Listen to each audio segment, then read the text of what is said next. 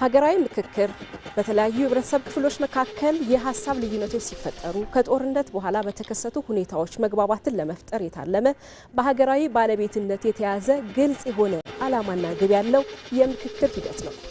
በአንድ ሀገር የተከሰቱ ከባድ የፖለቲካ ችግሮችን ወይም በማህበረሰብ ውስጥ ያሉ መሰረታዊና ለሀገር ህልውና አስጊ የሆኑ ልዩነቶችን ለመፍታት በሀገራዊ መግባባትን ለመፍጠር ዲሞክራሲያዊ ስርዓትን ለማጠናከር ግጭቶችን በዘላቂነት ለመፍታት ጉልህ ፋይዳ አለው። እንዲሁም ዘላቂ ብልጽግና ለማምጣት ያግዛል። ሀገራችንም አካታች ፍትሃዊ የምክክር ሂደት ላይ ትገኛለች። ጤና ይስጥልን ክቡራን ተመልካቾቻችን፣ ይህ የዳጉ ፕሮግራማችን ነው። በዛሬ ፕሮግራማችን ሀገራዊ ምክክር ላይ ትኩረት አድርገን ውይይት እናደርጋለን። እዚህ እንግዶች ጋብዘንላችኋል። ከመላ ስቱዲዮ ባለሙያዎች ጋር መስራማን ጀማል በቀጥታ ስርጭት በተለያዩ የስትሪም አማራጮቻችን እንገኛለን። መልካም ቆይታ ይሁንላችሁ።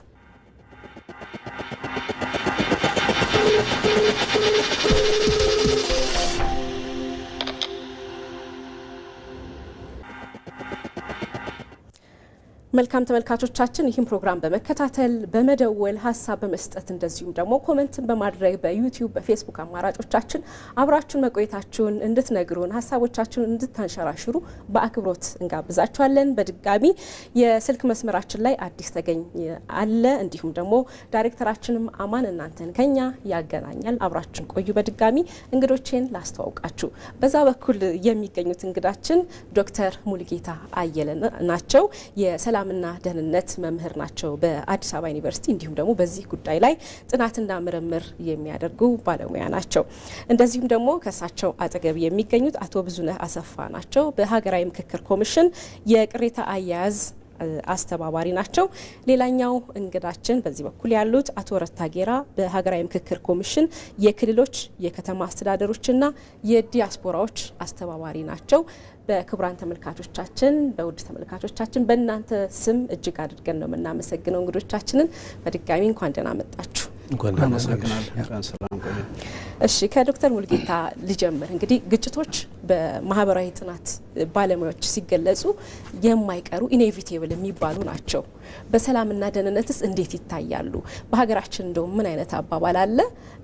እንስራም ይጋጫል ይባላል።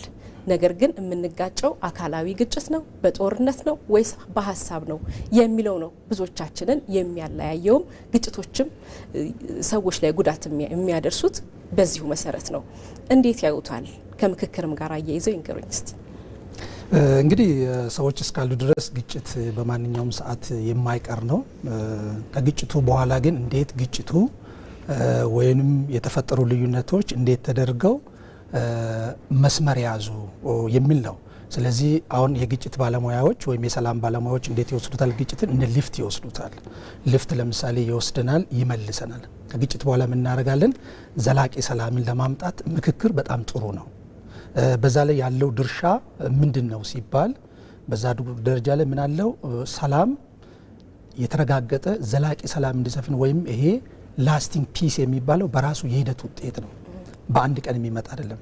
እኔና አንቺ እንነጋገራለን፣ ከዛ ሌላ ሰው ጨምረን እንነጋገራለን፣ ከዛ ደግሞ ያ ሁሉ አድርገን ካልሆነ በተቋም ደረጃ እንነጋገራለን። መጨረሻ ጉዳያችን ይዘን ወጥ እንሄዳለን፣ ወደ ፍርድ ቤት እንሄዳለን፣ ህዝብ ይዳኘናል።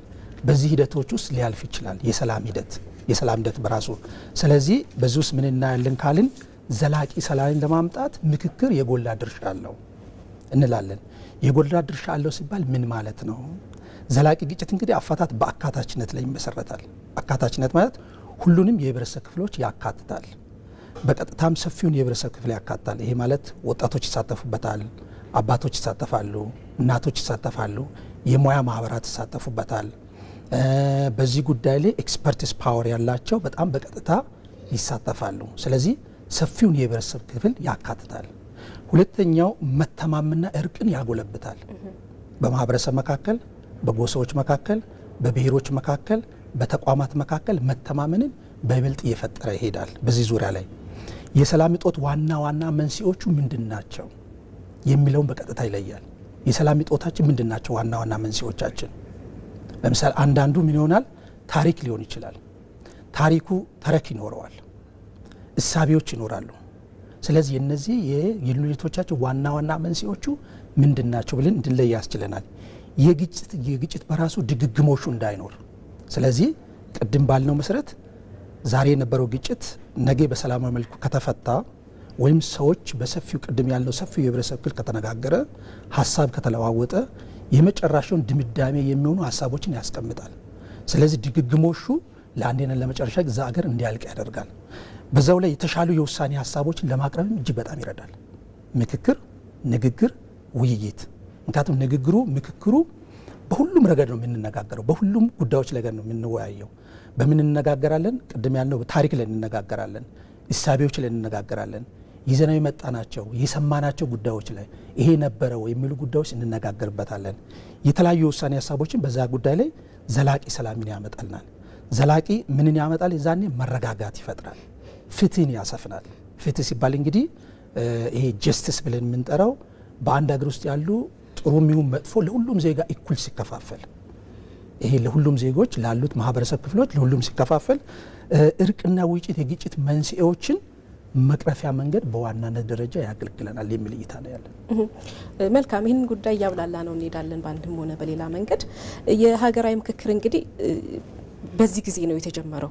በኢትዮጵያ ውስጥ ለበርካታ ጊዜያቶች ግጭቶችን በጦር መሳሪያ ስንፈታ፣ በአካላዊ ሀሳብ ልዩነቶችን ስንፈታ ቆይተናል እና የትም አላደረሰንም። አሁን እዚህ ላይ እንቁም እና እንመካከር ሲባል ብዙ የህብረተሰብ ክፍል በንቃት እየተሳተፈበት ነው የሚገኘው እና ሂደቱን እንዴት አያችሁት? እናንተ እንደ የሀገራዊ ምክር ቤቱ የኮሚሽኑ አባል እንደመሆናችሁ እንዴት አያችሁት ሂደቱን?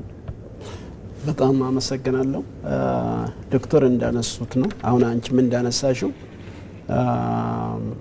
ግጭት በሰዎች መካከል ዩኒቨርሳሊ በአንድ አካባቢ ወይም በአንድ ሀገር ብቻ ሳይሆን በሰለጠነው ዓለም ባልሰለጠነው ዓለም በሰዎች ግንኙነት ውስጥ የሚፈጠር የተጻራሪ ግንኙነት ነው።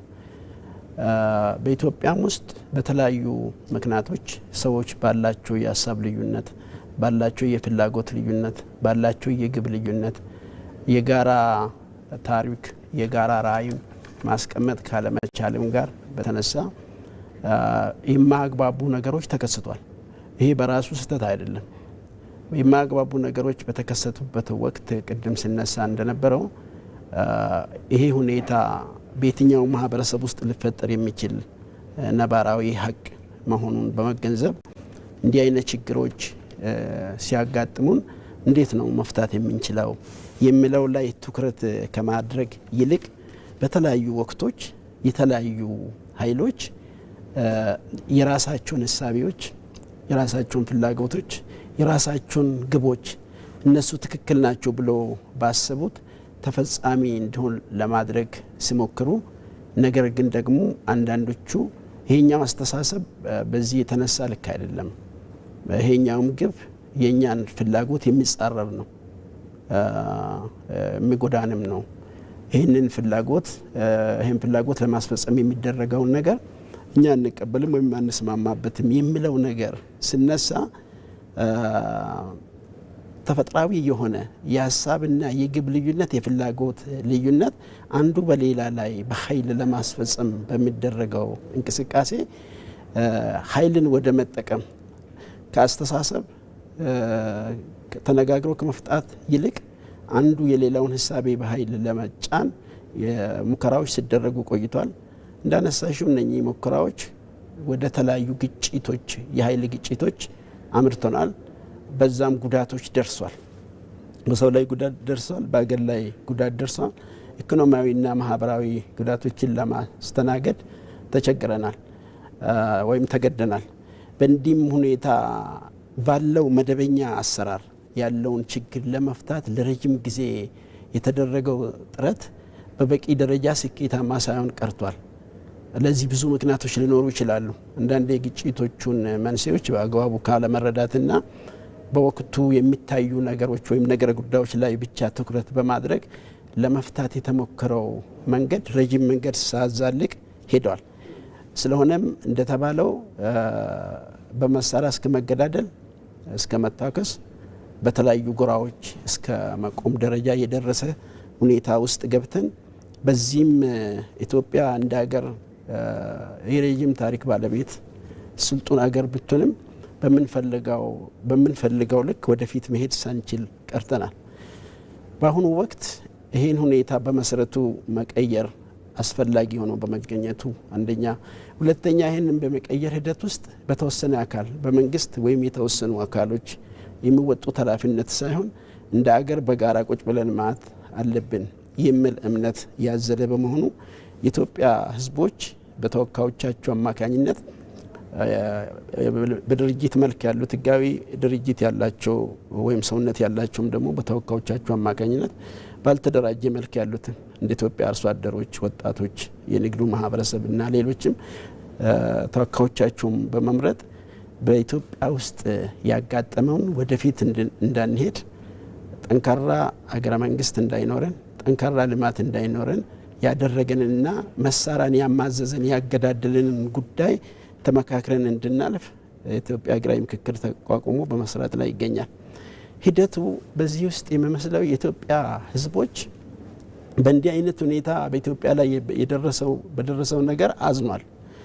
ምክንያቱም ተጎድቶበታል፣ ዋጋ ከፍሎበታል፣ የህይወት ዋጋ ከፍሎበታል፣ የኢኮኖሚ ዋጋ ከፍሎበታል፣ የኢኮኖሚክ ሰራ ዋጋ ከፍሎበታል። በሀገርም ደረጃ መክሰር አጋጥሞናል። ከዚህ መሸጋገር አለብን።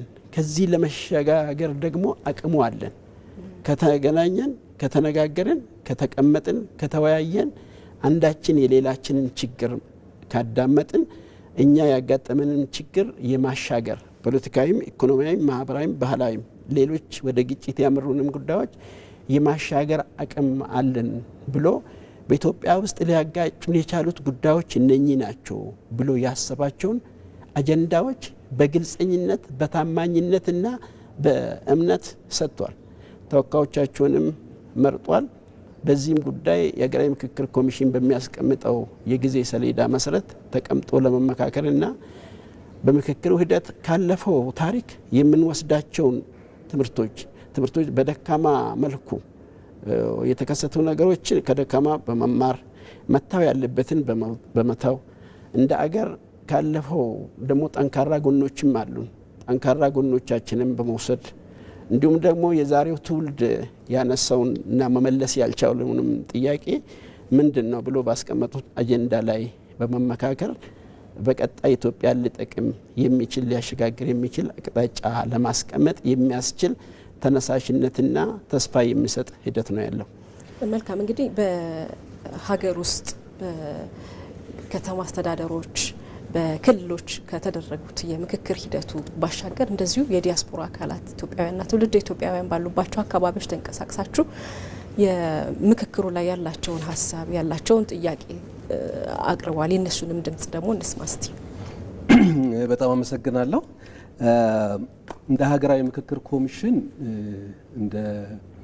ከሚፈጽማቸው አንዱ መርሆች መካከል ቅድምም እንደተጠቀሰው አካታችነት የሚለው ነው።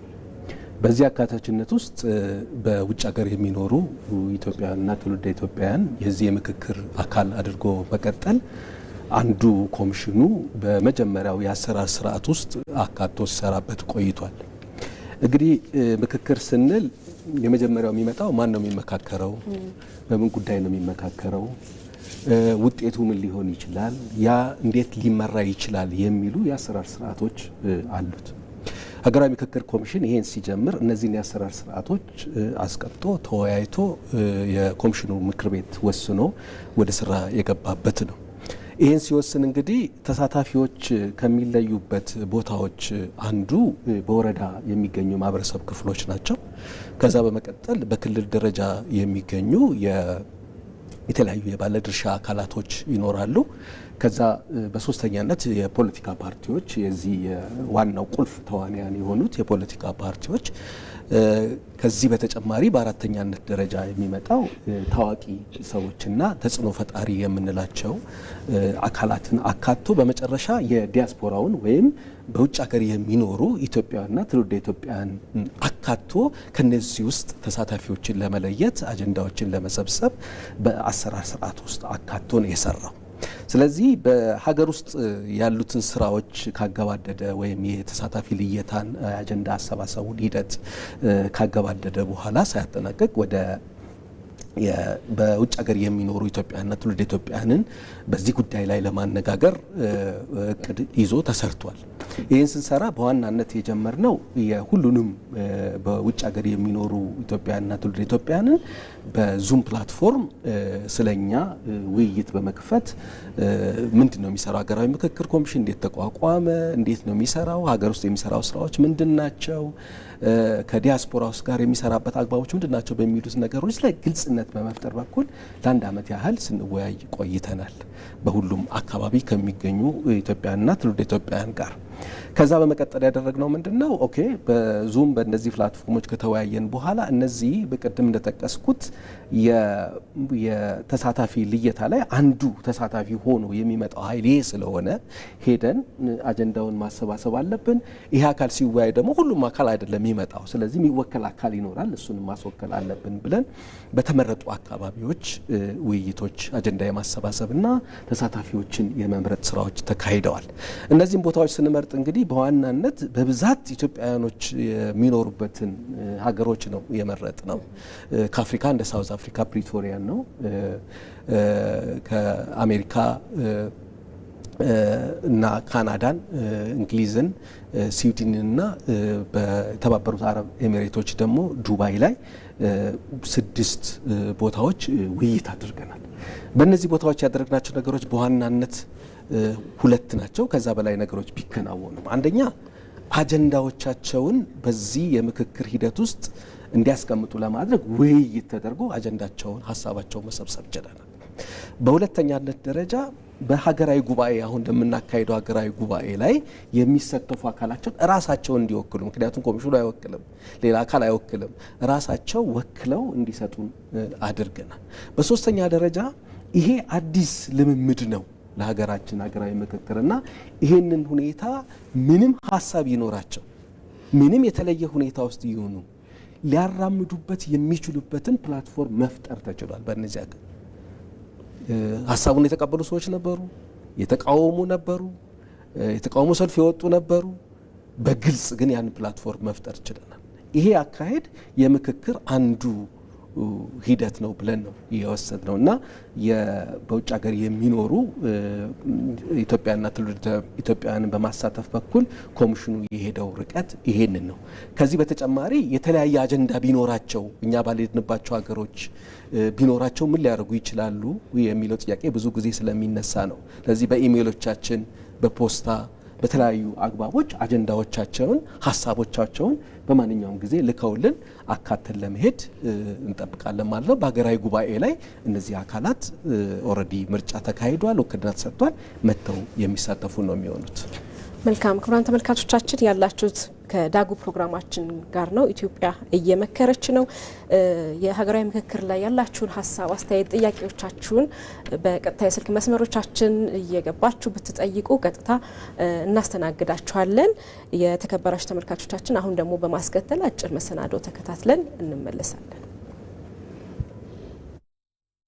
ችግሮች አሉ እኮ አንድ ማህበረሰብ ይቅርና በቤተሰብ ውስጥ አለመግባባት ይፈጠራል፣ ግጭት ሊፈጠር ይችላል። ግን ዋናው ምንድነው? ቁጭ ብለህ በውይይት ችግሩን መፍታት ነው። እሱን ያለመን እና እሱን ትልቅ ተስፋ ሰጪ ነው። መሳካትም አለበት። ይሄን ሌላ አማራጭም ያለ አይመስለኝም። ለኔ ያለን ብቸኛ አማራጭ ቁጭ ብለን በችግሮቻችን መወያየት፣ ለችግሮቻችን ምክንያት የሆኑ ነገሮች ነቅሰን ማውጣት፣ እነሱን መልስ መስጠት ነው ውይይት ማለት ነው። እንደ ሀገር በሁሉም ነገር እንኳን ባንግባባ በዋና ዋና ነገሮች ከተግባባን ሌሎች ትንንሽ ነገሮች በሂደት እየተፈቱ ይሄዳሉ። ኢትዮጵያ እዚህ ላይ ከቆመ መሰረት ሆኖ መኖር ይቻላል፣ ለልጁ ልጁ መሳለፍ ይቻላል የሚል ተመካክሮ አንድ ላይ መምጣት አለበት። ይሄ መድረክ ከዚህ በፊት የለንም። ተመካከሩ የሚል የለም። ተሰባሰቡና ተመካከሩና የፈለጋችሁን አስቀምጡ። የጫካ እየተጠራ ነው፣ መጥቶ መመካከር አለበት። ለሀገር ከሆነ ተመካክረን አንድ ላይ ካልመጣን በጣም ችግር ነው። ልጃችን ወደ መጥፎ ይዳል። ሰላም የሚመጣው በዜጎች መካከል እንደዚህ አይነት ነገር ሲፈጠር መወያየት፣ መነጋገር፣ መመካከር ሲቻልና የምክክሩ ውጤት ደግሞ የጋራ የሆነ ትርክት መሆን ሲችል ነውና አይ ቲንክ መሰረታዊ ነገር ነው ማለት ምክክርና ይሄ አሰባሳቢ የወል ትርክት ለነዛ ነገሮች መሰረት ነው። ያለ ምክክር ያለ ስምምነት የወል ትርክት ሳይኖረን የተረጋጋ ሀገር መፍጠር ብልጽግና ማረጋገጥ አይቻልም ብዬ ነው ማምነውና በጣም የተሳሰሩ ናቸው። መልካም ተመልሰናል። የተከበራችሁ ተመልካቾቻችን የዳጉ ፕሮግራማችን በመከታተል ላይ ስለምትገኙ እናመሰግናለን። ቀደም ሲል ጥያቄዎችን እያንሸራሸርን ነበረ። እስቲ በማስከተል ደግሞ ሀገራዊ ምክክርና የብሔራዊ ጥቅምን ጉዳይ አብረን እናንሳ። እንግዲህ የተግባባ ሀገር፣ የተግባባ ሕዝብ፣ ጠንካራ ሀገር መነሻውንም መዳረሻውንም የሚያውቅ ሕዝብ መፍጠር ይቻላል በዚህ በሀገራዊ ምክክርና ይህንን የሀገራዊ ምክክርና የብሔራዊ ጥቅምን ጉዳይ አያይዘን እናንሳቸው። ሀገራዊ ምክክር እንግዲህ ጠንካራ ሀገረ መንግስት ለመፍጠር ጠንካራ ሀገረ መንግስት ስንል የተቋማት ግንባታ ነው የምናየው። ተቋማት በአንድ ቀን በአንድ ሌሊት ተገንብተው የሚያልቁ ሳይሆን ተቋም ግንባታ የሂደት ውጤት ነው። ለምሳሌ ዘንድሮ የሆነ ተቋም ይገነባል፣ ከዛ ሁለተኛው ቀጥሎ ሌላ ይገነባል፣ እየተገነባ አንዱ ላይ እያደረገ ይሄዳል። በሀገረ መንግስት ግንባታ ውስጥ ሁሌም ሁለት ነገሮች ይነሳሉ። አንዱ አገር እንዴት ተመሰረተ የሚለው ይነሳል። አንደኛው አገር ተፈጥሯዊ ነው የሚል እሳቤ አለ። አይ በተፈጥሮ የተፈጠረ ነው የሚለው እሳቤ አለ። ሁለተኛው እሳቤ ደግሞ አይ አገር ሰው ሰራሽ ነው ይላል። ስለዚህ አገር ሰው ሰራሽ ነው ብለን የምንቀበል ከሆነ አሮጌ ይኖራል፣ አዲሱ ይኖራል። አሮጌው ከአዲሱ ጋር እየታከከ እየተቦካ እኛ የሚለውን እሳቤ እንዲፈጥር ያደርጋል። ያ ወዴት ይወስደናል? ወደ ወል ትርክቶች ይወስዱናል። ስለዚህ አገረ መንግስት ግንባታ ስንል ተቋማት ግንባታ ነው። በእኛ የረጅም የሀገረ መንግስት ታሪካችን ውስጥ ጠንካራ የሆነ ተቋም ሳንገነባ ነው የኖር ነው። በታሪክ ደረጃ ካየን በአጼ ቴዎድሮስ ጊዜ ሀገረ መንግስት ግንባታ ተጀምሮ ነበር፣ ሙከራዎች ነበሩ። ይሄ በተለይ የመጀመሪያው ወታደርን 10 አለቃ፣ 50 አለቃ፣ የ100 አለቃ የማለት ዘመናዊ በኢትዮጵያ ታሪክ ውስጥ። ሁለተኛው ከዛ ቀጥለን የመጣነው በአጼ ዮሐንስም ሙከራዎች ነበሩ፣ ብሔራዊ ጥቅም ጋር ማይደራደሩባቸው። እሳቸውም እንግዲህ ብሔራዊ ጥቅምን ለማስጠበቅ በተለይ የሀገርን ዳር ድንበር ለማስጠበቅ ስሉ እዛው መተማ በነበረው ውጊያ ነው የተሰዉት። ስለዚህ አገረ መንግስት ግንባታው በእሳቸውም ጊዜ ሙከራዎች ነበሩ። ከዛ በኋላ እንግዲህ በጣም ሁላችን የምንመካበት በታሪክ አጋጣሚም ለጥቁር ህዝቦች ድል የምናስመዘግበው ትልቁ አገረ መንግስት ግንባታ የተቋማት ግንባታ የከናወኑት በአጼ ምኒልክ ዘመነ መንግስት ነው። ከጣሊያን ጋር ያደረግናቸው ውጊያዎች፣ ከጣሊያን ጋር የተደረገው የአድዋው ጦርነት ለጥቁር ህዝቦችም ጭምር የድል ተምሳሌት ሆነ። እዛ ውስጥ ምን ነበረ? ተቋማት የመገንባት ሙከራዎች ነበሩ። በተለይ መንግስትን የሚሞግቱ ይህን የሚያደርጉ። ከሳቸው በኋላ እንግዲህ ልጅ ኢያሱ ናቸው። ብዙ ጠንካራ ነገር አልነበራቸውም። ከዛ በኋላ የመጡት ንግስተ ነገስታት ዘውዲቱ ናቸው። በሳቸውም ጊዜ ሙከራዎች ነበሩ። ግን እንደ ዘመናዊ መንግስት እንደ አገሪቷ እንደ ኢትዮጵያን የሚመጥን መልኩ ተቋማት አልተገነቡም። ከዛ በኋላም የነበሩት እንግዲህ ረጅሙ መንግስት የንግስናው ዘመን የነበራቸው አፄ ኃይለሥላሴ ናቸው። በሳቸው ጊዜ የተወሰኑ ተቋማት የመገንባት በተለይም የመጀመሪያው ህገ መንግስትን የማርቀቅ ፍትሐ ነገስት፣ ክብረ ነገስትና ስርዓተ መንግስትን ለ348 ዓመት ኢትዮጵያ ስትጠቀም ኖራለች። ከዛ በኋላ ዘመናዊውን ህገ መንግስት የማምጣት ተቋም የመገንባት በየተደረጃ ማድረግ። ሁለት ምክር ቤቶች አሉት፣ የታችኛውና የላይኛው ምክር ቤት ግን ተጠርነታቸው ሁለቱም ለንጉሱ ነው። ከዛ በኋላ እንግዲህ የነበረው ሁለተኛው ህገ መንግስት 1955 የምንለው በፈረንጆች 48 በእኛ፣ እሱም እንግዲህ የራሱ የሆነ እሳቤዎች አሉት።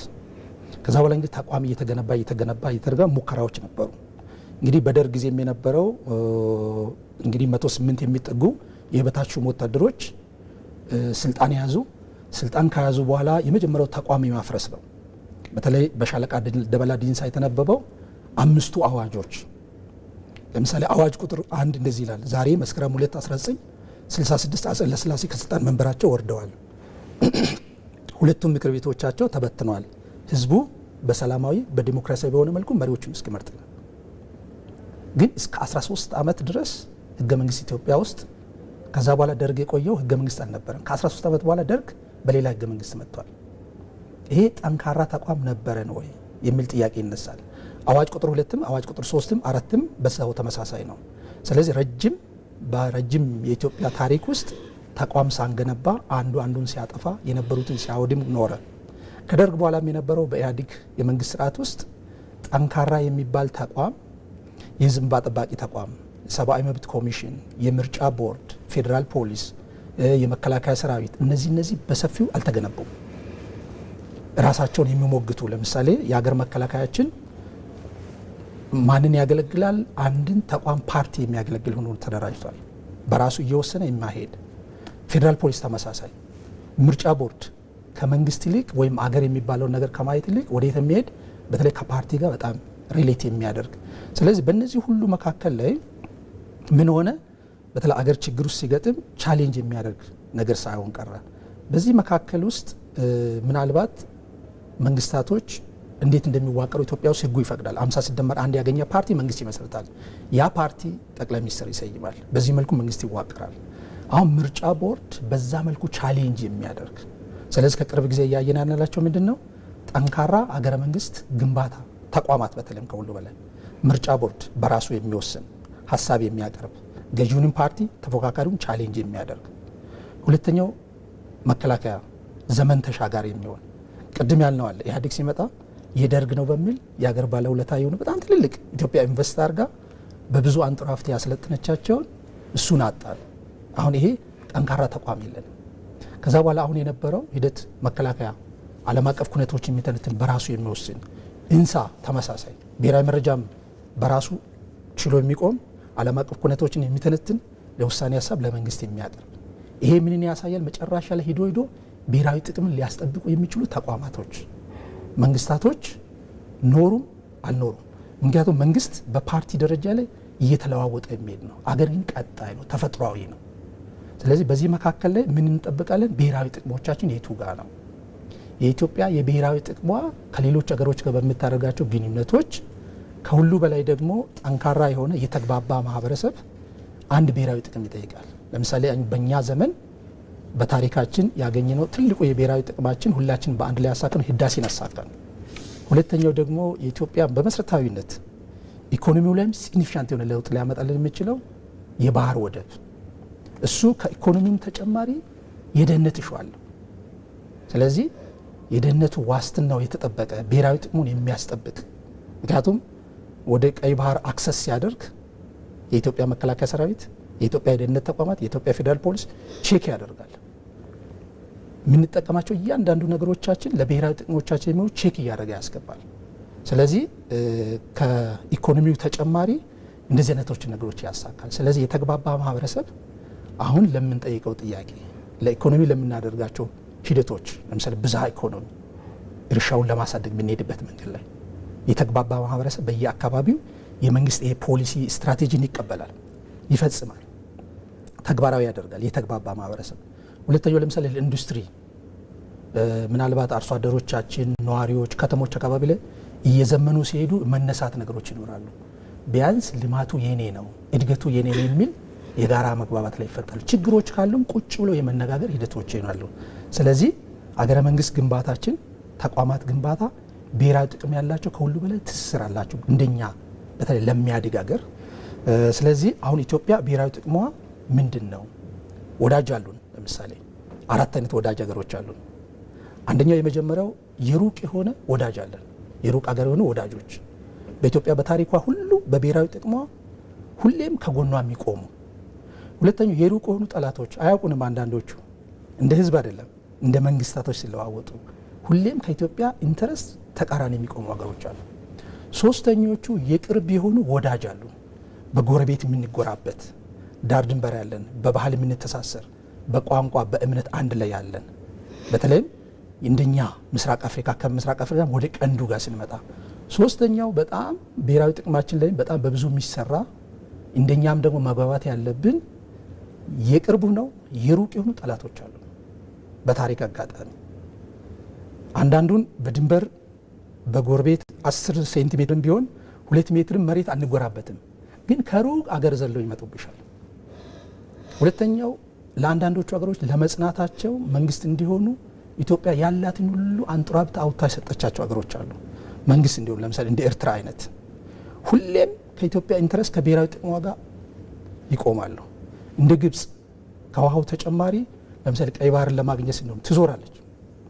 በሁሉም ረገድ በተገኘ ሁሉ አጋጣሚ የኢትዮጵያን በቃ የወደቀች ኢትዮጵያ ህዝቦቿ የፈለሷት የደከመች እንደዛ እንድትሆን ሁሌ የሚፈልጉ አገሮች አሉ። ከውስጥ ደግሞ ተመሳሳይ አንዳንድ ሰዎችን ሊወስዱ ይችላሉ። ስለዚህ የተግባባ ህዝብ በብሔራዊ ጥቅሙ ማይደራደር መመስረትም ያለበት ወደፊት ልጆቻችንም ወጣቶችም በፖለቲካውም በየትኛውም አካባቢ ያለ ማህበረሰብ አጽንኦት ሰጥቶ ማየት ያለበት አንደኛው ጠንካራ ብሔራዊ ጥቅማችንን ልናስከብር የምንችለው ስንግባባ፣ ኢትዮጵያ ምን ትፈልጋለች፣ እዛ ውስጥ የኔ ድርሻ ምን ነበረ፣ ምንስ ባደርግ ደግሞ ጠንካራ ሀገር ጠንካራ መንግስት ሊያደርግ ይችላል የሚለውን ጥያቄ እያነሳን መነጋገር መወያየት በሱ ለሀሳብ መስጣጣት ይጠይቃል። መልካም እንመለሳለን እዚህ ጉዳይ ላይ በተለይ ከሀገር በላይ የሚሆን ጉዳይ አለን ወይ የማንወያይበት ጠረጴዛ ዙሪያ ማንቀመጥበት ለምክክር ማንቀመጥበት ጉዳይ ይኖራል ወይ የሚለውን እንመለሳለን። ዶክተር ጥሩ ሀሳብ ነው ያነሱልን። ወደ ምክክሩ ደግሞ እንምጣና እንግዲህ በቅርቡ ሀገር አቀፍ ጉባኤ ይካሄዳል ከ4000 በላይ ዜጎች የሚሳተፉበት ስለሱ ደግሞ እናንሳ። ሂደቱ ምንድን ነው የሚሆነው? እናመሰግናለን።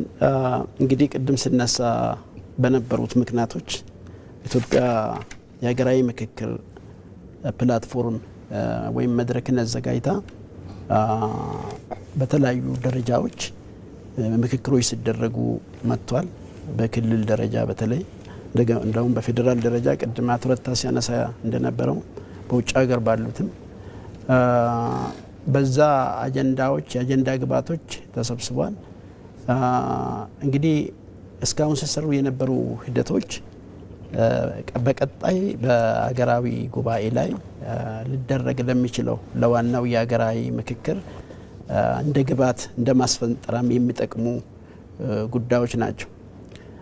ስለዚህ በአሁኑ ወቅት አጠቃላይ ሀገራዊ ጉባኤን ለማካሄድ ያለው ሂደት እስካሁን ከተለያዩ አካባቢ የተሰበሰቡ አጀንዳዎችን እጅግ መሰረታዊና አገራዊ መሆናቸውን በመለየት በተለይም ደግሞ በኢትዮጵያ ውስጥ ላለመግባባት ለተለያዩ መግባባቶች መንስኤ ስለመሆናቸውና በቀጣይም የነሱ መፈታት ኢትዮጵያ ላላት ብሔራዊ ጥቅሞች አሁን ላጋጠማት ችግሮች መፍትሄ ሊያመጡ ይችላሉ ተብሎ በሚታሰብ ደረጃ በኢትዮጵያ ሀገራዊ ምክክር ኮሚሽን አማካኝነት እነኛን አጀንዳዎች በትኩረት መስኮች የማደራጀት ጉዳይ እየተሰራ ነው ያለው። ይሄ አንደኛውና እጅግ በጣም ትልቁ ሂደት ነው።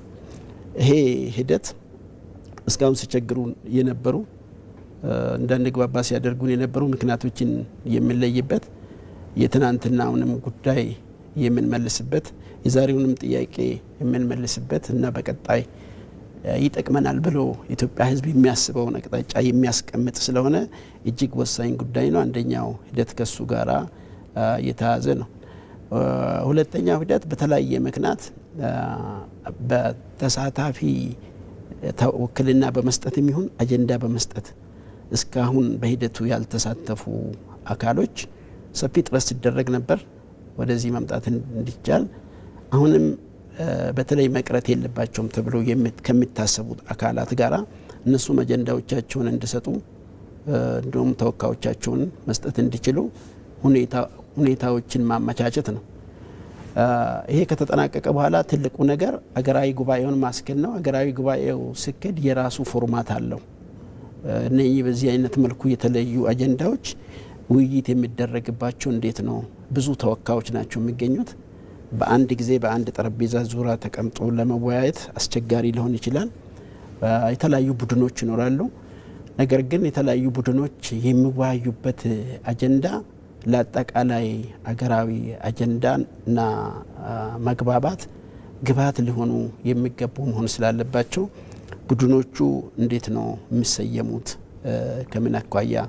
ይሄን ብቻ ሳይሆን ስብጥሩም ይለያያል። በሀገራዊ ምክክር ውስጥ በኢትዮጵያ ምክክር የታችኛውን ማህበረሰብ ተወካዮችን ያሳተፈ እንዳውም ደግሞ በፖለቲካ ደረጃም የተሻለ ልቀት አላቸው ግንዛቤ አላቸው የሚሉትንም ልምድም አላቸው የሚባሉትንም አካላትና ተቋማትን ያሳተፈ ስለሆነ የምክክሩ ስብጥር የነኚህን አካላት እይታዎች፣ ሀሳቦች፣ ፍላጎቶች፣ ጥያቄዎችና ተሳትፎዎችን ሚዛኑን በጠበቀ መልኩ ያካተተ መሆን መቻል ስላለበት አጠቃላይ በቡድን መደራጀት ብቻ ሳይሆን የቡድኑ ስብጥር ምን መምሰል አለበት የሚል በሂደቱ ውስጥ እየተሰራ ነው ያለው። ከዚህም ጋር በተያያዘ እንግዲህ ምክክር ሲደረግ ምክክር እንደ ስሙ መልካም ነገር ቀለል ያለና መልካም ነገር ብቻ ላይሆን ይችላል። ክርክሮች ይኖራሉ፣ ውዝግቦች ይኖራሉ፣ በአቅጣጫ ላይ አለመግባባት ወይም በሚነሱ ሀሳቦች ላይ አለመግባባት ሊኖሩ ይችላሉ። የእውቀት ክፍተትም ሊፈጠር ይችላል። አንዳንድ አጀንዳዎች እውቀት የሚጠይቁ ሰፋ ያለ እውቀት የሚጠይቁ ሊሆኑ ይችላሉ። ስለዚህ ምክክሩ በሚደረግበት በሂደቱ ወቅት እነኚህ ነገሮች ሲያጋጥሙ በሂደት መተማመን እየተፈጠረ ልዩነቶች ሲፈጠሩ አለመግባባት ወደ አለመግባባት ሊያመሩ የሚችሉ ሁኔታዎች ሲፈጠሩ መግባባቶች እንዲመጡ የሚያደርጉ በተለይ ከአዋዮች ጀምሮ እንዲሁም ደግሞ አስፈላጊ ሆኖ ሲገኝ በጣም የከረረ የሚመስል ልዩነት ሲፈጠር ሊያስታርቅ የሚችል አካል እንዲኖር ከዛም አልፎ ደግሞ ልዩነቱ የተያዘበት ጉዳይ እውቀትን ትንታኔን የሚፈልግ ከሆነ በአጀንዳው ዙሪያ ተሳታፊው ወይም ተወካዩ ግንዛቤ እንዲያገኝ ሙያዊ ትንተና የሚያደርጉ አካሎች በቦታው ላይ እንዲኖሩ እንዳስፈላጊነቱ ከዚህም አልፎ ምናልባት ከሮ ወደ ቅሬታ ደረጃም የሚመጣ ከሆነ እሱ ሊፈታ የሚችልበትና ኢትዮጵያ ሀገራዊ ምክክር በአጠቃላይ የነበሩብንን ችግሮች በታሪክ የነበሩ አሁን ያሉትም ችግሮች ኢትዮጵያ ሕዝብ የልዩነቴ ምክንያት ነው ብሎ ያነሳቸውን አጀንዳዎች በአግባቡ በመነጋገር በቀጣይ የተግባባ ማህበረሰብ የጋራ ራዕይ ያለው ማህበረሰብ የጋራ ግንዛቤ የፈጠረ ማህበረሰብ በዚህም የተነሳ አዳዲስ አስተሳሰቦች ማምጣት የሚችል በአዳዲስ አስተሳሰቦቹ አዳዲስ አሰራሮች እንዲፈጠረው ማድረግ የሚችል የመጨረሻ ውጤት ስለሚጠበቅ አጠቃላይ ምክክሩ በዚህ አይነት ሂደት ወደሚፈለገው ውጤት እንዲል ለማድረግ እየተሰራ ይገኛል ማለት ነው። እንግዲህ ከሀገር አቀፍ ደረጃ አጀንዳዎች ተሰብስበዋል። ይሄኛው ሀገራዊ ጉባኤ ከዛ በምን ይለያል? ምን አዲስ ነገር ኖሮት ነው ሀገራዊ ጉባኤ የሚባለው የሚለውን ወደዛ ከመሄዴ በፊት ምናልባት ቅድም ዶክተር ያነሳቸው የብሔራዊ ጥቅምንና ሀገራዊ መግባባትን በተመለከተ እንደ አንድ ነገር ብዬ ባልፍ ጥሩ ነው። አንዱ የሀገራዊ ምክክር ኮሚሽን የማቋቋሚያ አዋጁ ላይ የተቀመጠው በጣም ግልጽ የሆነ ነገር የሚመራባቸው መርሆች አሉት።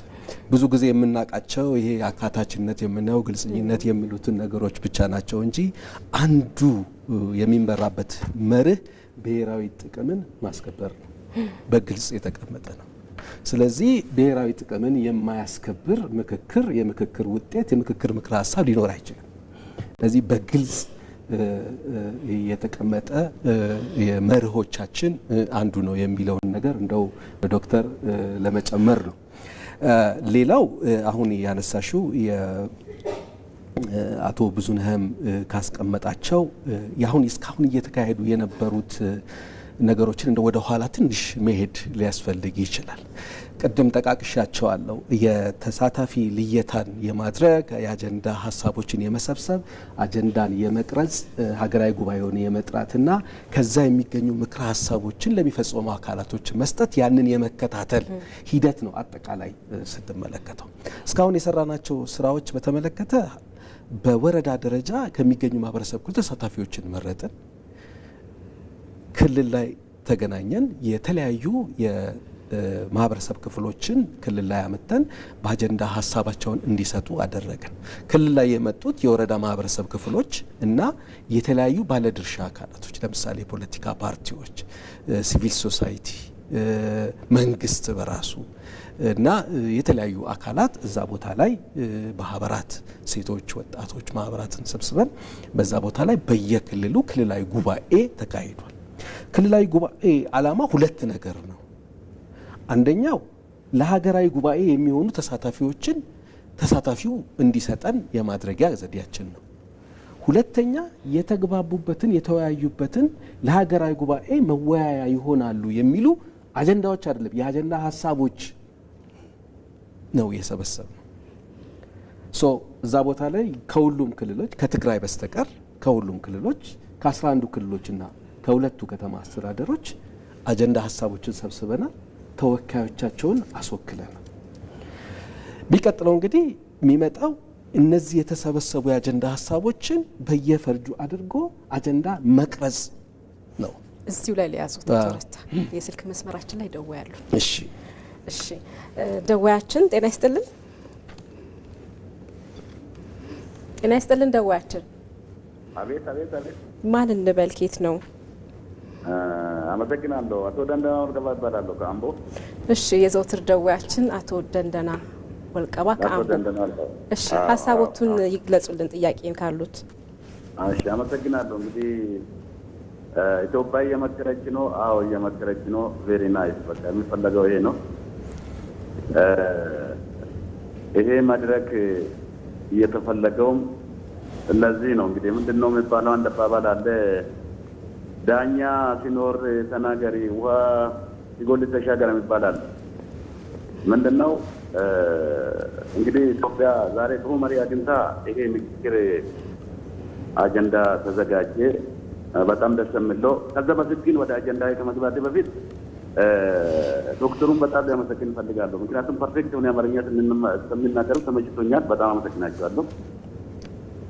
ከዛ በመቀጠል እንግዲህ ባንደርስበት ከኃይለ ሥላሴ ጊዜ ጀምሮ ደርግን ጨምሮ እንደዚህ እስከ ኢህአዴግ እስካለ ጊዜ ድረስ ይሄ ግጭት አለ።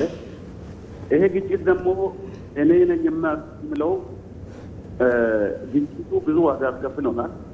ምንም ሶሉሽን አልተገኘም። ዛሬ ግን ይሄ መድረክ መዘጋጀቱ ኢትዮጵያ ይሄን መድረክ መዘጋጀቱ በጣም ደስ ብሎኛል። ለምን እንዳልኩሽ እንግዲህ ኮማሪ አግኝታለች። የአሁኑ ግጭት እኔ በሁለት ነው ከፍዬ የማየው እንደሚገባኝ ከሆነ እንግዲህ አንደኛው በቆረጣ እኔ ዘርፍ ልክበር የምለው፣ ሁለተኛው ደግሞ እኔ በቆረጣ በጉልበት ስልጣኑን ይዛሉ ብሎ የሚጋጭ ህዝብ ነው እንጂ ይሄ ለኢትዮጵያም ታስቦ አይደለም። ይሄ ምንም ግልጽ ነው፣ ምንም ትርጉም የለውም። ምክንያቱም ምርጫ ስልጣን የምትይዘው አንድና በአንድ ነው፣ ካርድና በካርድ ብቻ ነው፣ አለቀ። ይሄ በዘረፋ ደግሞ ከብራለሁ የሚባለው ነገር እሱ አይቻልም። ያለፈ ፋሽን ነው፣ የማይሆን ነገር ነው። እንግዲህ ምንድነው ልዩነቱን ካለ በምክክር ቁጭ ብለን ተወያይተን ተነጋግረን እዚህ ጋር ተግባብተን ወደ መፍትሄ መሄድ ነው እንጂ ምንም የሚያመጣ ነገር የለም። ለምሳሌ ቤተሰቡ ይጋጫል። ሲጋጭ ግን በዳኝነት የሚዳኘው ቤተሰብ ነው። ጥሩ መሪ ካለው ያው ወደዛ ወደ እርቅ ወደ መግባቡበት መፍትሄ ይሄድና ሶሉሽን ይገኛል እንጂ ባህል ተያይዘሽን ብለሽ ተያይዞ መጥፋት ነው። በቃ ምንም ትርጉም የለውም። እናስታውሳለን ሀገራችን እኮ በግጭት ሶሪያና ሊቢያ እኮ የመጨረሻ ደረጃ ላይ ደርሰ ነበር። ዛሬ ሲበተኑ ከደረሱ ጫፍ ላይ ከደረሱ በኋላ ነበር በኋላ በእንትን ከዚህ ተነሱ ነው። ሀገራችን ኢትዮጵያም እንደዛ ላይ ደርሰ ነበር። እንግዲህ ጥሩ መሪ ባይገኝ ኖሮ እንደ ሶሪያ እንደ ሊቢያ እንሆን ነበር። እና አሁን ምንድነው የመጨረሻ ረፍት ነገር የምናጠቃልልሽ ይሄ ምክክሩ መውረድ አለበት። ዝም ብለው በዛው በፌደራል እንትን የሚቀር ሳይሆን እስከታች በተለይ ወጣቱ ላይ መስራት ያስፈልጋል፣ ወርዶ መስራት ያስፈልጋል። እና ምክክሩ በጣም ጥሩ ነው፣ ሶሉሽን ያመጣል፣ ጥሩ መፍትሄ ያመጣል የሚል አስተያየት ተመስጠት ነው። በጣም አመሰግናለሁ። በጣም ነው የምናመሰግነው። የዘውትር ደዋያችን አቶ ደንዳ ወልቀባ ከአምቦ ለደወሉልን ለሰጡን ሀሳቦት እናመሰግናለን። መልካም ጊዜ ሆነሎት። እሺ ሀሳባቸውን ሰጥተውናል። ቅድም አጀንዳ መቅረጽ ላይ ነበረ ያቋረጥኩት። የአጀንዳ ሀሳቦች ከትግራይ ክልል በስተቀር በ11ዱም ክልሎችና በሁለቱ ከተማ አስተዳደሮች የአጀንዳ ሀሳቦች ተሰብስበዋል። ይህን አጀንዳ ሀሳቦች ወስዶ የመቅረጽ ስልጣን የኮሚሽኑ ምክር ቤት ነው ስልጣን ነው። በመቋቋሚያ አዋጁ ላይ በግልጽነት ተቀመጠው። ስለዚህ እነዚህ አጀንዳዎች ተቀርጸው ለውይይት ሆነው ተዘጋጅተው ለሀገራዊ ጉባኤው ይቀርባሉ ማለት ነው። ስለዚህ በየክልሉ የመረጥናቸው ከዲያስፖራው፣ ከፌዴራሉ፣ ከወረዳዎች፣ ከተለያዩ ባለድርሻ አካላት ለዚህ ጉባኤ ተሳታፊ ተብለው የተለዩት በአንድ ላይ ሆነው እስከ 4500 የሚሆኑ ተሳታፊዎች በአንድ ላይ ሆነው በዚህ በተቀረጹ አጀንዳዎች ላይ ውይይት አድርገው ምክረ ሀሳብ ይሰጣሉ ማለት ነው። ያ የሚመራበት ቅድም አቶ ብዙነህ እንደገለጸው የሚመራበት ስርዓቶች አሉት።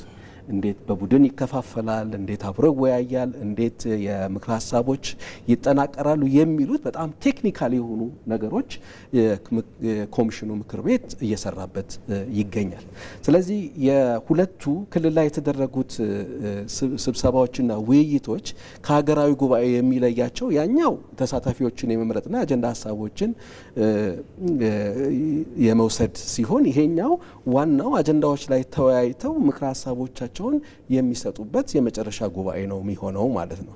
ስለዚህ በዚህ ሂደቱ በክልል ላይ የተደረግናቸው ነገሮች አንዱ ምናልባት በኋላ የምናነሳቸው የተለያዩ የውይይት ባህሎችን በክልሎች በወረዳዎች ደረጃ የማዳበር ሰዎች በራሳቸው ጉዳይ ላይ ጥይት መምዘዝ ሳይሆን በልዩነታቸው ላይ ቁጭ ብለው መነጋገርም ይቻላል።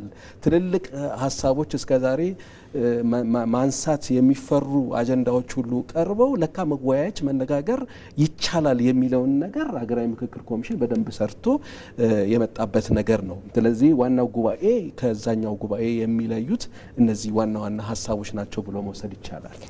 መልካም ክቡራን ተመልካቾቻችን፣ አሁን ደግሞ በማስከተል እጥር ያለ መልእክት ሰምተን የምንመለስ ይሆናል። አብራችሁ እንድትቆዩ በአክብሮት እንጋብዛለን። ከአሁን በፊት የተለያዩ ምክክሮች የተለያዩ ጊዜዎች ተደርገዋል። በሽግግር መንግስቱ ጊዜም ከዛም በፊት ነገር ግን ከዚህ ጋር የሚወዳደሩ አይደሉም። ከአሁን በፊት የተደረጉ ምክክሮች አጀንዳዎች ይቀርባሉ፣ በዛ ላይ ተነጋግሮ መስማማት ነው።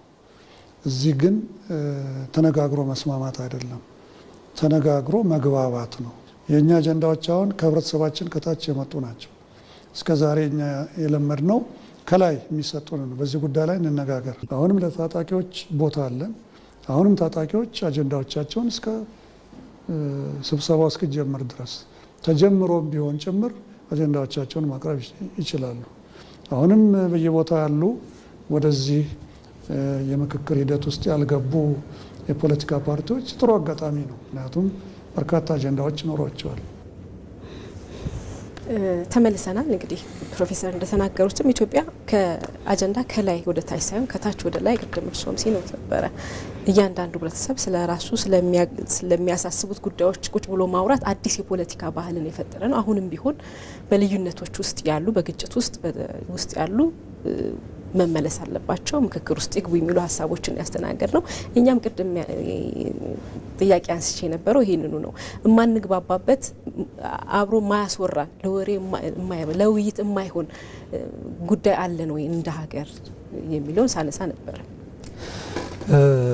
ቅድም ፕሮፌሰር በማስታወቂያው ላይ በደንብ አድርገው ስትረስ አድርገው ከገለጹት ውስጥ አንዱ ኢትዮጵያ ውስጥ ያለው የምክክር አገራዊ ምክክር ኮሚሽኑም አገራዊ ምክክር የምናደርግበት የህዝብ ነው። ጥያቄው ከህዝብ የመጣ ነው። ለዚህ ነው አሁን እንደ ጥሩ ተሞክሮ ሌሎች ሀገሮች አሁን ለምሳሌ አንዳንዱ አጀንዳ መንግስት ይሰጥና ፌል ያደርጋል ውይይቶቻቸው። አጀንዳው ደግሞ አንድ በጣም ይሰፋል። ስለዚህ እኛ ኢትዮጵያውያን አይነኬ የሚባሉ ነገሮች የሉ። ስለዚህ አይነኬ በጣም የምንወዛገብባቸው ሁሉ እንነጋገራለን። ለምሳሌ አንዳንዶቹን እስቲ እንጥቀሳቸው። በአብዛኛው ላይ እንደ ኢትዮጵያ እንግዲህ ልዩነት አድርገናቸው የተወሰኑ አመታቶች የቆየንባቸው ታሪክ ላይ እንነጋገራለን። አሁን ስለምሳሌ ሂስቶሪካል ናሬቲቭ ላይ የአንዱ ጀግና ለሌላው ጠላት ይሆናል። አንዳንዱ ኢትዮጵያ የ3000 ዓመት ታሪክ አላት ይላል፣ አንዳንዱ የ100 ዓመት ይላል፣ አንዳንዱ የ5000 ዓመት ይላል። ታሪክ ላይ ታሪክን ደግሞ የተረክንበት መንገድ ከዛ ደግሞ የተረክነው ብቻም ሳይሆን በስነ ጽሁፍ ደረጃ አድርገናቸው አንዳንዱ በትምህርት ቤት በካሪኩለሞቻችን አስተምረን ልዩነቱ ላይ እጅግ በጣም የሰራንበት ጉዳይ አለ። እሱ ላይ በደንብ እንነጋገራለን ኢትዮጵያውያን በዛ ደረጃ ላይ።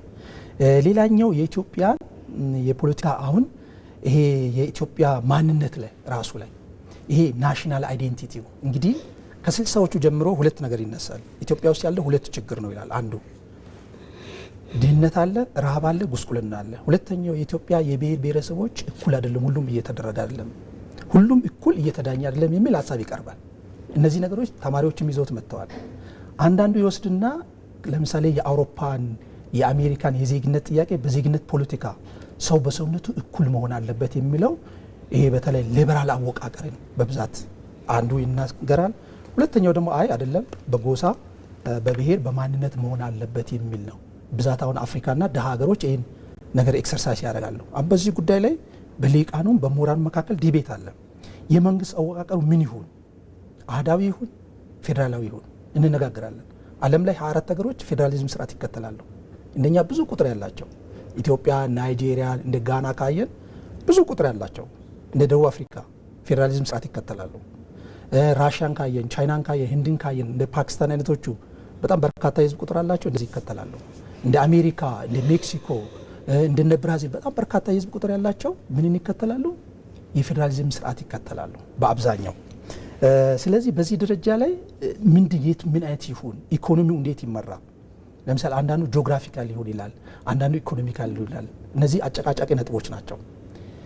ህገ መንግስቱ ላይ ለምሳሌ ህገ መንግስቱ እነዚህ ሁሉ እንግዲህ ዞሮ ህገ መንግስቱ ጋር ነው መጣው። ቴሪቶሪያል ኢንቲግሪቲን የሚያፈርስ ነው። በዚህ ላይ የሀገር ሉዓላዊነት ያወራል። አንቀጽ 39 አለ ይላል ግማሹ። እሱ ላይ በደንብ አድርገን እሱ ላይ መነጋገር። ህገ መንግስቱ ትርጉሙ ማን ነው መተርጎም ያለበት? የህገ መንግስት ትርጉሙ ላይ ራሱ ብዙ ሀሳብ ይነሳል። ብዙ ሀገሮች ኮንስቲቱሽናል ኮርት አላቸው ህገ መንግስት የሚተረጉሙ። ሁለተኛው አንዳንድ ሀገሮች ሱፕሪም ኮርት አላቸው። እኛና ቻይና የፌዴሬሽን ምክር ቤት ነው። የፌዴሬሽን ምክር ቤት አንዳንዴ በሊቃኑ በምሁራን መካከል አይ የፖለቲካ ውክል ያለው ነው፣ ፖለቲካል ኢንቲቲ አለው። ስለዚህ ቻይና እና ኢትዮጵያ የዚህ አይነት የህገ መንግስት ትርጉም ለማን ተሰጥቷል? ብራዚልም እንደዚህ አይነት ኤክሰርሳይዝ ታደርግ ነበር፣ ኦልሬዲ አሁን ወጣለች። ብዙዎቹ ሀገሮች ግን ኮንስቲቱሽናል ኮርትንና ሱፕሪም ኮርት ይተረጉማል። እሱ አካባቢ እንነጋገራለን። ሌላኛው ለምሳሌ ሰንደቅ ዓላማ ላይ እንጨቃጨቃለን። ሰንደቅ ዓላማው ምን ይሁን? ብሔራዊ መዝሙሮቻችን አንቀጾቻቸው ምን ይሁን? ምን ያካት? ሀሳብ ሊነሳ ይችላል። ለምሳሌ በአፄ ኃይለሥላሴ ዘመን የነበረው የኢትዮጵያ ብሔራዊ መዝሙር የኢትዮጵያ ብሔራዊ መዝሙር ሆኖ ሊቀጥል የሚል ሊያነሳ ይችላል። ሀሳብ ነው። እሱም መነሳት አለበት። ለምሳሌ ኢትዮጵያ ሆይ ደስ ይበልሽ፣ በአምላክሽ ኃይል በንጉስሽ፣ ተባብሯል አርበኞችሽ፣ አይነካም ከቶ ነጻነትሽ፣ አትፈሪም ከጠላቶችሽ፣ ድል አድራጊው ንጉሳችን ይኑሩልን ለክብራችን ይላል። ይሄ የኢትዮጵያ ብሔራዊ መዝሙር ነው። በቀኝ ጌታ ዮፍታሔ የተደረሰ ነው። ከዛ በኋላ የነበሩት መዝሙሮች አሉ። አረንጓዴ ቢጫ ቀይ አለ፣ አርማ አለው። በደርግ የነበረው አለ፣ ኢትዮጵያ ኢትዮጵያ ቅደም እንግዲህ ነጋሽ የዘመራቸው። ስለዚህ እሱ አለ፣ አሁን ያለው አለ። እንደዚህ አይነት ነገሮች ይነሳል። የመሬት ኢሹ ይነሳል። በተመሳሳይ መልኩ የቋንቋ ስንት አይነት የኢትዮጵያ የስራ ቋንቋ ስንት ይሁን? 2 ይሁን? 1 ይሁን? እነዚህ ነገሮች የቱ ይሻላል የሚል ነገር በጣም ይነሳል። ፕሬዚደንሻል ነው መሆን ያለበት? ፓርላመንታል ነው? የሽግግር ፍትህ እንዴት ይረጋገጥ? የሽግግር ፍትህ እንዴት ነው መረጋገጥ ያለበት የሚል ነገር ብዙ እንግዲህ እንደ አጀንዳ ሊቀርቡ ይችላሉ። ስለዚህ በዚህ ጉዳይ ላይ እነዚህ ሁሉ በጥልቀት ውይይት፣ ምክክር ይፈልጋሉ። ቅድም እሳቸው ስለ የነበሩት አንድ ሀሳብ አለ። ሁሉንም እኛ ኢትዮጵያውያን አሁን ያለን አማራጭ በቃ እስኪ በቃን በቃ ጦርነቱንም ውጊያውንም ልዩነቱንም ሂደንበታል። አሁን እዚህ ደርሰናል። በታላቅ ትትና እንጠይቀው የኔ ሀሳብ ማሸነፍ አለበት የሚል መኖር የለበት። እኛ ኢትዮጵያውያን ስንነጋገር ይሄ በታሪክ አጋጣሚ በዘመናችን የምናገኘው አንድ እድል ነው። ኢትዮጵያ ይሄን ምክክር በተሳካ ሁኔታ አደረገች ማለት የታሪክ ጠባሳችን አለ። ልዩነቶቻችን በደንብ እናክልበታለን። ፖለቲካችን እንደ አዲስ እንሰራለን። ስለዚህ አሁን እነዚህ ተወካይ የሚመጡት ቅድም 4000 የተባሉ ሰዎች ስንነጋገር፣ ስንወያይ በሰከነ አንደበት በሰከነ ንግግር የኔ ሀሳብ ካልተካተተ የኔ ብቻ የምንል ነገር አይኖርም። ስለዚህ የጦርነት ይሄ የእልቂት ያለብንን ጠባሳ ዓለም ላይ ያለን ሁሉ ነገር እንዘጋበታለን በዚህ ምክክር ኮሚሽን። ስለዚህ ቅድም እሳቸው ሲሉ የነበሩት አጀንዳዎቹ ተለይተው ከቀረቡ ብዙ ሀገሮች ላይ ያለው የምክክር ኮሚሽኑ የውሳኔ ሀሳብ ለመንግስት ነው የሚያቀርበው። ለምሳሌ የየመን ፌል ለምን አደረገ 180 አጀንዳ ለዩ፣ ያለ ምክር ሀሳብ ለመንግስት አቀረቡ፣ ሳይተገበር ቀረ። ከዛ መንግስት በፖሊሲ በስትራቴጂ ነው አንዳንዱ ምናልባት እኮ አፈጻጸም እዛው ክልሎች አካባቢ ላይ የሚፈጸም አጀንዳ ሊመጣ ይችላል። አንዳንዱ ደግሞ በጣም እኛ አድገን ቅድም ብሔራዊ ጥቅማችን አስጠብቀን ከ10 ዓመት በኋላ ፍላጎት ሚኖርን ቀድሞ የሚያይ ሰው ሊኖር ይችላል። እነዚህ ሁሉ አጀንዳዎች አገር ቤትም ከሀገር ውጭም ኢትዮጵያን የሚወዱ ሁሉ የምናቀርበው በሰከነ አንደበት ተነጋግረን እንደው የተሻለ ግብ አድርገን በታሪክ በዓለም መድረክ አሸናፊ ሆነን የምንወጣበት ኢትዮጵያ የምታሸንፍበት ይሆናል። መልካም። እዚህ ጉዳይ ላይ የምታነሱት ሀሳብ ካላችሁ መጨመር ትችላላችሁ። ትንሽ ወደ ሌላ ጥያቄ ከመሄድ በፊት። እሺ፣ አመሰግናለሁ። በዚሁ ላይ አነሳለሁ ከተፈቀደልኝ፣ ምናልባት በተናጋሪው ባነሳ ላይም ይቻላል። እሺ፣ አመሰግናለሁ። ጠያቂያችን አቶ ደንደና እናመሰግናለን። ያለው ነገር እውነት ነው። ዳኛ ስኖር ተናገር ውሃ ስኩል ተሻገር የሚለው ጊዜን ነው የሚያመላክተው።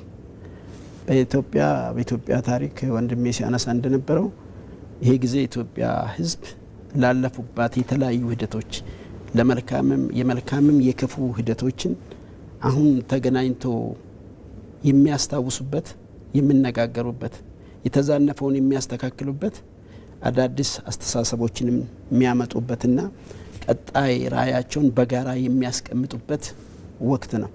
ስለዚህ ይሄን ጊዜ መጠቀም ለኢትዮጵያውያኖች ግድ ነው፣ አማራጭ አይደለም። ዶክተር ሲያነሳ እንደነበረው ቅድም እንደዚህ አይነት እድል ሁሌም አይፈጠርም። አሁን ግን ተፈጥሯል። ሲፈጠር ደግሞ በሩ ለሁሉም ክፍት ነው። ስለሆነም ይሄ ጊዜ አቶ ደንደና እንዳነሳው ተሳታፊያችን ይሄን ጊዜ ኢትዮጵያኖች በአግባቡ ልንጠቀምበትና ልናባክነው የማይገባ ነው። ትክክል ነው ያልከው የሚለውን ነገር መናገር ፈልጋለሁ።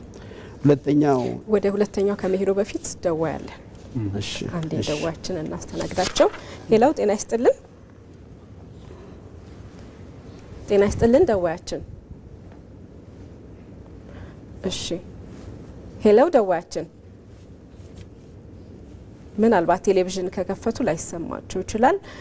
መልሰው ከደወሉ እናገኛቸዋለን። ሄሎ ጤና ይስጥልኝ። ሰለሞን እባላለሁ ከመቀሌ። እሺ አቶ ሰለሞን ከየት ነው የሚደውሉልን? ከመቀሌ። እሺ ሀሳቦትን መቀጠል ይችላሉ። እሺ ስለተሰጠኝ እድል አመሰግናለሁ። እና ዋናው እኔ ማለት የምፈልገው ይህ የምክክር ኮሚሽን የኛ ተስፋችን ነው። እስካሁን ድረስ ስንጠብቀው የነበረው መቼ ነው የምንነጋገረው፣ መቼ ነው የምንመካከረው ስንለው ነበር። ፕሮፌሰር እንዳሉት አሁን ቀደም እኛ በእድሜያችን እንኳን 50ዎቹ ውስጥ ገብቻለሁ ከላይ ወደ ታች የሚመጣ ሀሳብ ብቻ ነበር እንናገር የነበረው። አሁን ግን ከታች ወደ ላይ የሚመጣ ሀሳብ መጥቶ እንድንመካከር ሆነ። በእድሜያችን ያላወቅነው ፈጽሞ ብቻ የምንባል የነበርን ሰዎች ማለት ነው። ለዚህ ደግሞ በተለይ እኛ ትግራይ ውስጥ ያለን ሰዎች ብዙ ጦርነቶችና ብዙ ግጭቶችን ያለፍ በቅርቡ እንኳን ከብዙ ግጭቶች ውስጥ ይወጣል ካለው ከስምምነቱ አንፃር ስለ ምክክሩ በጣም በተስፋ የምንጠብቅ ነን። በተለይ ደግሞ ትግራይ ውስጥ ያለን እኛ ተጋሩ ኢትዮጵያውያንን ብለን የምናስብና ስለ ኢትዮጵያዊነታችን ከኢትዮጵያ ወንድሞቻችን ጋር አብረን መመካከር እንዘጋጃለን ብለን ያሰብን ሰዎች ይህ የኢትዮጵያ የምክክር ኮሚሽን እኛንም አግኝቶ ፖለቲካ ድርጅቶችንም አግኝቶ ህዝቦቻችንን አግኝቶ እራሱ መርቶ ከታች ወደ ላይ ሀሳቦቻችንን አሸራሽረን እኩል ተመካክረን ስለ ኢትዮጵያ እኩል መክረን ወደ ተሻለው ለልጆቻችንና ለራሳችን ወደ ተሻለው ህይወት መምራት ዝግጁ ነን። ይህ ተስፋችን እንዳይጨልም እናንተም የኢትዮጵያ መንግስትም እዚህ ያለው ማህበረሰብም በጣም ገፍታችሁ እኛን ለመመካከር እንድትመጡ። በተለይ ከኢትዮጵያ ትግራይ ክልል ብቻ ነው የቀረው።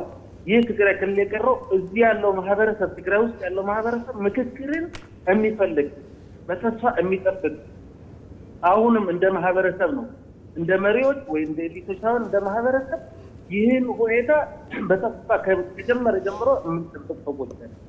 ይህ ሁኔታ ገፍቶ መጥቶ የምክክር ኮሚሽንም ሆነ መንግስትም ሆነ በተቻለ መጠን ተስፋችን እንዲያለመልምልን እንፈልጋለን። እርስ በርሳችንም እንድንነጋገር ከኢትዮጵያ ህዝቦችን ጋር እንድንመካከር ለልጆቻችንም ራሳችንም ተስፋ እንዲኖረን ለማለት ነው። አደራ ለማለት ነው። በጣም እናመሰግናለን ደዋያችን። እንግዲህ በግጭቶች ውስጥ አልፈናል። አሁን በቃ እንመካከር የሚለው ይሄ ነው በቃ የሚፈልገው ሀሳብ። በንግግር የማይፈታ ጉዳይ የለም ነው ያሉት ደዋያችን። አደራም ነው የሰጡት ለእናንተ በተለይ ለመንግስትም ጨምሮ በቀሌ አካባቢ ምክክር ውስጥ መግባት እንፈልጋለን ነው ያሉት። የሳቸውን ድምጽ እንደሰማ ነው። ቀደም ሲል እያነሱልን ነበረ፣ ሁለተኛ ሲሉ ነው ያቋረጥኩት። አመሰግናለሁ። የአሁኑ ደዋያችን አቶ ሰለሞን እናመሰግናለን። ይህን ጊዜ እንጠቀም ብዬ ያነሳሁት አቶ ደንደና የሚያነሳውና ያጠናከሩት አሳይመንቱንም ወስደናል። ሁለተኛ ላይ ለቀደም ሲል ላነሱት ለአቶ ደንደና ወደ ታች የሚምጣ ምክክሩ የሚል ሀሳብ አንስቶ ነበር። እዚህ ላይ አንድ ግንዛቤ እንድኖረን ፈልጌ ነው። ኢትዮጵያ ሀገራዊ ምክክር አቶ ደንደና እንዳነሱት ክቡር ፕሮፌሰርም ቀደም ሲያነሱ እንደነበረው ምክክሮቹን ከታች ነው የጀመረው፣ ከወረዳዎች ነው የጀመረው፣ ከቀበሌዎች ነው የጀመረው።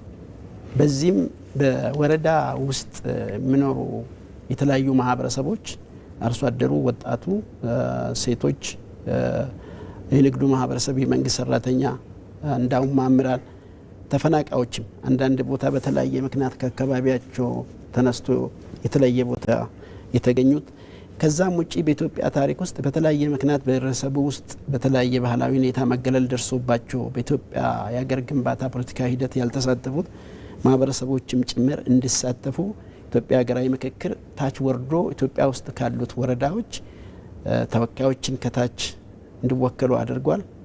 እንዲሁም ደግሞ አጀንዳዎችን ከታች ሰብስቧል። ከዚህም ውጪ በቅርብ ጊዜ ለሴቶች፣ አካል ጉዳተኞችና ወጣቶች የተለየ ትኩረት በመስጠት ከተለያዩ የኢትዮጵያ የተለያዩ ወረዳዎች በተለያዩ አካባቢዎች ተገኝቶ አጀንዳ እንዲሰጡ እንዲመካከሩ አድርጓል። የምክክሩ ውጤት የሀገራዊ ምክክር ውጤት እውነት ነው ወደ ታች ሊሄድ ይችላል አፈጻጸሙ። ነገር ግን አጀንዳ መውሰድን በተመለከተ አቶ ረታ ቅድም ሲያነሳ እንደነበረው ከትግራይ በስተቀር በሁሉም የኢትዮጵያ ወረዳዎች በ12ቱ ክልሎችና 2ቱ የከተማ አስተዳደሮች ከታችኛው ማህበረሰብ አጀንዳ ተወስዷል። ከታችኛው ማህበረሰብ ተወካዮችም ጋራ ምክክር ተደርጓል። ይሄኛው ግንዛቤ በአጠቃላይ እንድኖረን እንፈልጋለን። ሁለተኛ ላይ ማንሳት የፈለግኩት እሱ ሆኖ ቅድም ዶክተር ባነሱት በጠየቅሽው ጥያቄ ላይ የማንነጋገርበትና የማንግባባበት ጉዳይ በኢትዮጵያ ውስጥ አለ ወይ ለምለው መልሱ ተገላብጦሹ ነው። የፖለቲካ ኪሳራ ያጋጠመን ያለመግባባት ያጋጠመን ከዚህ ቀደም መነጋገር በሚገባን ሰዓትና መነጋገር በሚገባን ጉዳዮች ላይ መነጋገር ስላልቻል በመነጋገርን መግባባትን ስላልፈጠርን ነው። ስለዚህ በኢትዮጵያ ውስጥ ተነስቶ ልንነጋገርበት የማንችል ጉዳይ የለም። ተነጋግረን ልንግባባበት የማንችል ጉዳይ አይኖረንም። በዚህ ስራ አጋጣሚ አንድ ያጋጠሙንን እውነታ እናንሳ። ስራ አጀንዳዎችን ከየወረዳው ስንሰበስብ የየወረዳ ተወካዮችን ደግሞ በክልል ደረጃ እንዳውም በክልል ደረጃ ያሉትን ተቋማቶች ስናመካክር አንዱ በጣም የሚገርም ያጋጠመን ነገር በአንዱ ክልል የሚኖር ለምሳሌ ደቡብ አካባቢ የሚኖር ማህበረሰብ በሰሜን አካባቢ ስለሚኖር ማህበረሰብ ጉዳይ ነው አጀንዳ ሲሰጡ ጥያቄ ሲያነሱ የነበሩት አጀንዳም ሲሰጡ የነበሩት። እንደሚባለው የማይታረቅ የሀሳብ ልዩነት፣ የዓላማ ልዩነት፣ የግብ ልዩነት በኢትዮጵያ ውስጥ የለም። ይህንን የምናገረው በህብረተሰቡ ውስጥ ዞረን ስናይ ከነበረን ነው።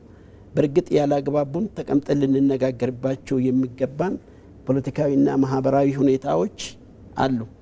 በተመሳሳይም ሰሜኑም አካባቢ ያለው የደቡቡም የሚያነሳበትና ምናልባት ስናወራ እጅግ ብዙ ልዩነት የሚታይበት የሚመስል አንዳንድ ጊዜ በጠመንጃም ጭምር መጋጨት ስላለ የሰፋ ልዩነት የሚመስል በእነኚህ አካባቢዎች በተደረገው ምክክር እነኚህ የልዩነት ምንጭ የሚባሉትን በእጅጉ በጣም ውስን የሆኑ ብንነጋገር በቀላሉ ሊፈቱ የሚችሉ ነገር ግን ከኛ የሚጠበቀው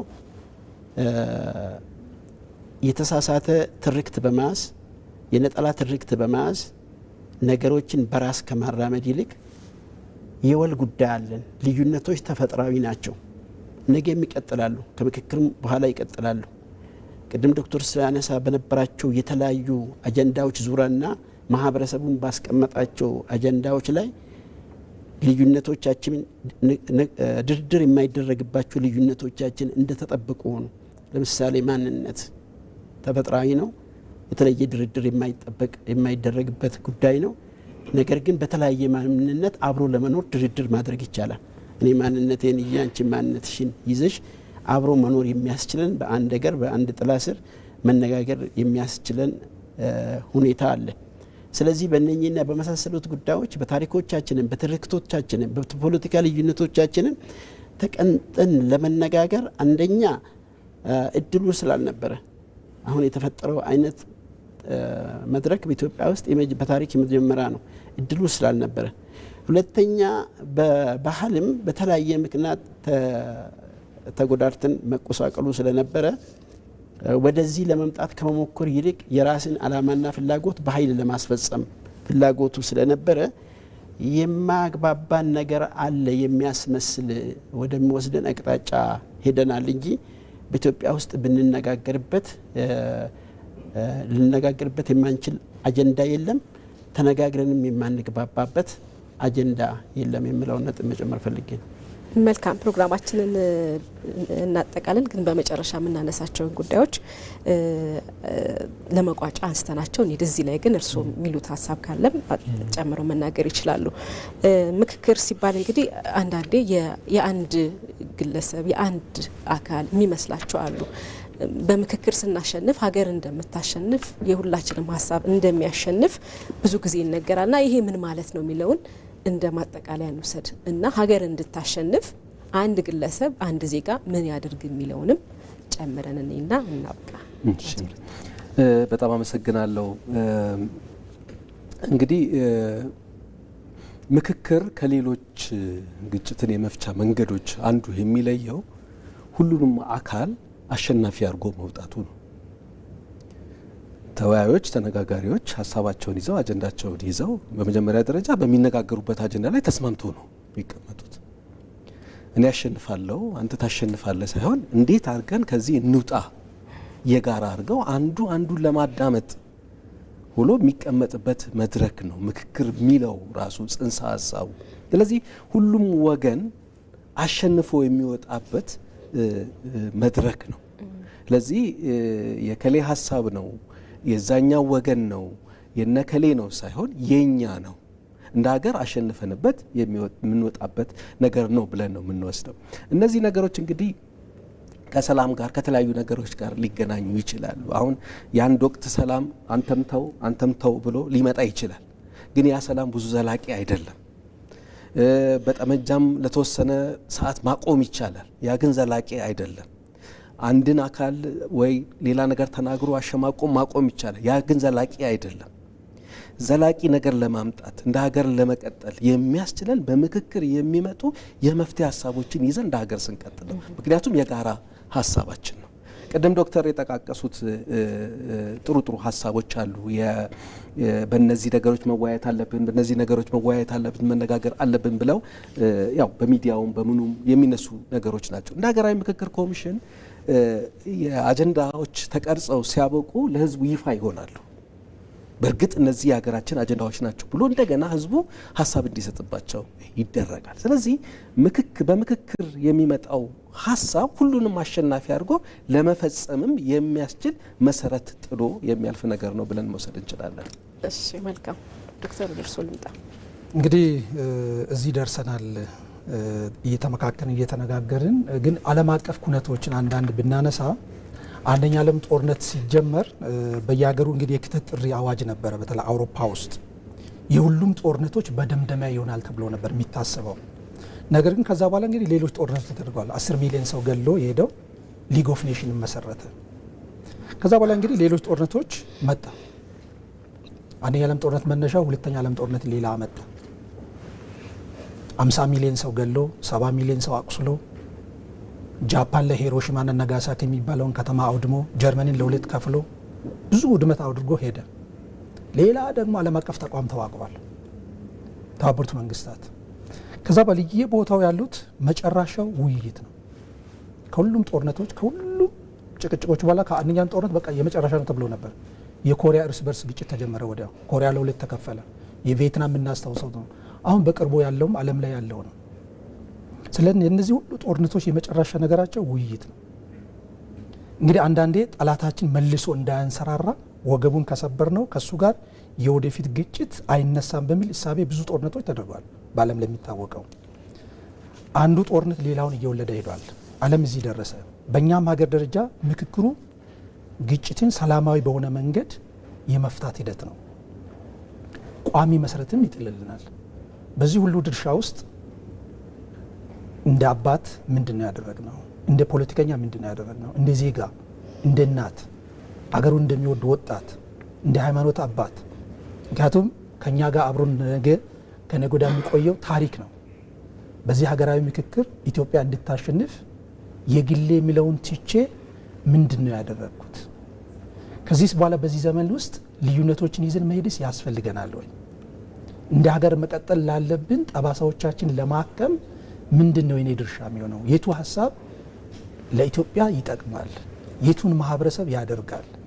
ይሄን አርሶ አደር፣ ይሄን እናት፣ ይሄን ወጣት ሁላችን ስንታገል የነበሩ ለዘር ለአርሶ አደሩ ጫማ አልብሼው 3-4 የበልቶልኝ እናቶቻችን በቅርቡ ኤሌክትሪክ አግኝተው ከዛ ከጭስ ወጥተው ይሄ እኮ ነው ትግሉ ኢትዮጵያ ውስጥ። ከድህነት ከዚህ ከራብ ልመና መጥፎ ነው። በየቦታው ስንሄድ አንገታችን የሚያስደፋ እንደ ግለሰብም ምናልባት እንደ ምሁር እንደ ታዋቂ ሰው ሌላ ዓለም ላይ ልንሄድ እንችላለን፣ ግን ፓስፖርታችን ኢትዮጵያ ነው።